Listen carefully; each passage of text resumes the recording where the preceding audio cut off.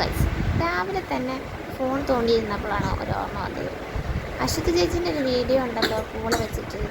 അങ്ങനെ അടുക്കള ചെന്നപ്പോൾ പൂളയിരിക്കും. അങ്ങനെ പൂളനെ രണ്ട് കഷ്ണാക്കി തോലൊക്കെ ചെത്തി സുന്ദരക്കുട്ടപ്പനാക്കി നീളങ്ങനെ കൊള്ളിയായിട്ട് മുറിക്കാൻ ഭയങ്കര കഷ്ടപ്പാടാണ്.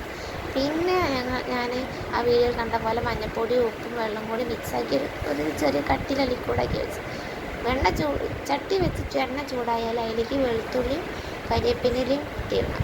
ഇതൊന്നും അറിയില്ല. പിന്നെ വറുക്കലുണ്ട് ചക്കയൊക്കെ ജസ്റ്റ് നമ്മൾ ചായക്ക് ഒക്കെ വീട്ടിലുണ്ടാക്കാം. പക്ഷേ ഇങ്ങനെ വെച്ചാൽ ടേസ്റ്റ് ഉണ്ടാവും എന്നുള്ളത് അശ്വതി ചേച്ചീൻ്റെ വീഡിയോ കണ്ടപ്പോഴാട്ടോ മനസ്സിലായത്.